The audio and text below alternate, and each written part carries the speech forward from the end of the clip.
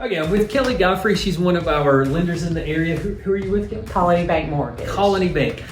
Kelly's got 3 young boys, and she's going to tell us about travel baseball here in the area. Her sons have played travel ball for several years. So we're gonna go through some questions and answer some of your burning questions about travel ball in the Savannah and Richmond Hill area. So how old are your boys? So I have a senior in high school, he's 17, and then I have a 10-year-old and a 7-year-old. Okay. And they've played travel ball for how many years between them?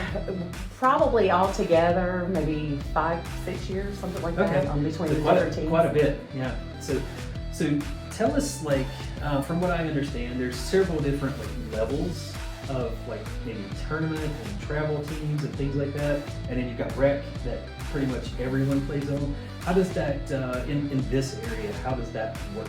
So this area is great for having a large variety of different teams. Like you said, the rec, that's kind of anybody and everybody. You can be first year, you can be 10th year and everything. They have all age groups and everything. So that's a great choice especially for beginners or people that are just wanting to play basic baseball and for it to be fun. Yeah. Really fun stuff. Right. Yeah. But there's several teams also for if you're wanting to travel and different skill levels and everything, different age groups, and just there's probably about 4 or 5 different teams that they're tournament teams, there's travel teams, and all are either it depends on what you're looking for. Some of them can be close within an hour, where you can come home that night and spend the night, or some of them maybe 4 hours away. What are some of the areas that they would travel to for, say, the 1 hour, Sure. the tournament teams that we're talking about? So the tournament teams, they play in areas such as like Effingham, Jessup, Brunswick. For us here in Richmond Hill, that is we're right in the center of all of those. So it's about an hour to 45 minutes. Drive to all of those places. Do you guys pop up into South Carolina at all for those? Sometimes, but those are the basic, in Savannah as well, but that we're just kind of in the center of just that, that tournament. And those tournaments, are they typically on the weekends, and are they 1 day or 2 day? And typically, I'm sure that they kind of fluctuate a bit. Yeah, no, they're typically on the weekends, okay. And they typically are 2-day tournaments. So typically you'll have 2 games on Saturday and then 2 games on Sunday. If you win your Sunday game. So if you win your first Sunday game, you'll normally play 2 games, and then that second game will be the championship. Okay. That's typically how we've seen it done. Okay. So on the travel teams, kind of the next level of the more so what I would call maybe the all-stars of the area, Sure. Those teams travel out further, is that correct? They do. They practice a little bit more during the week. They travel a little bit further. You'll have Myrtle Beach, Atlanta, Jacksonville, areas that aren't, too far. We get vacations everywhere. Right? Yeah, exactly. Myrtle Beach especially. But yeah, no, Dublin is another common place for those teams to go. Okay. But again, easy drives, but typically if you go to some place like Myrtle Beach, you're going to want to spend the night. Right. It's 4 hours. About 4 hours from here, yeah. Lots to do within 4 hours of here. Yeah. But when you're doing travel teams. Now, when you say step back down to, say, the tournament teams, how often do they normally practice during the week? So our experience, and we've been on a couple of teams, but our experience is they practice maybe 2 times a week. Now, each team may be different.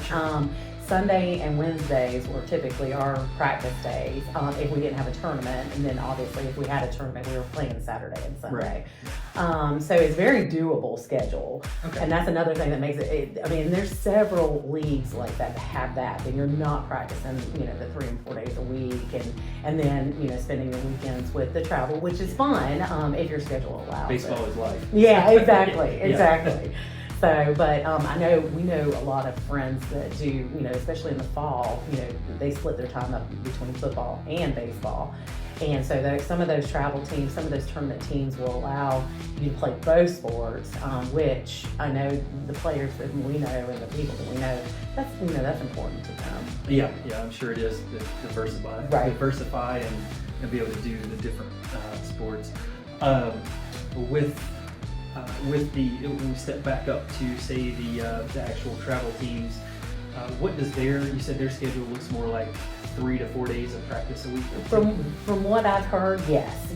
Sometimes they can practice 3 days a week, 4 days a week. They're a little bit more involved.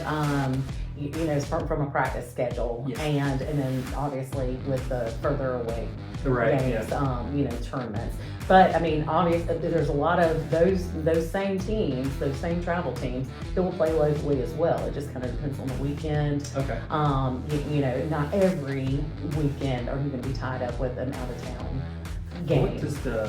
What does the season run like? How kind of ish? So good question. So they have 2 seasons. One's a fall season, one's a spring season. Okay. And so right now, obviously with the fall, and then spring season, it depends on the team, but they typically start up at the end of January, 1st of February. Okay. And that runs through all the way through spring? It was going into the summer. We played until July of this past year. And then some teams play even further than that, and they just kind of roll right into the fall right. season. So it's almost a year-round. That's right. Yeah, it can be. It can be. My sons, they take a break and they just concentrate on football in the fall. Okay. And then we're a spring tournament. And your sons play football for the school? So my oldest plays for the high school, and then my 10-year-old, he's on the rec league right now. Okay. And my 7-year-old plays rec league too. So that's awesome. Yeah. They're all over the place. All over the place. Yeah. Now, one thing with 3 kids in different sports, sometimes the same sports, different teams, how do you manage that? Are they typically practicing in the same general area that you go to? I wish I could say yes, but the short answer I know to that's a big question. I know one of our agents here, she has 3 kids, and I think she just runs an Uber. Yeah. Picking them up, drop off, pick up, drop off. Exactly. Yeah, and that's that. We're kind of, our kids are the same age groups and everything. So yeah.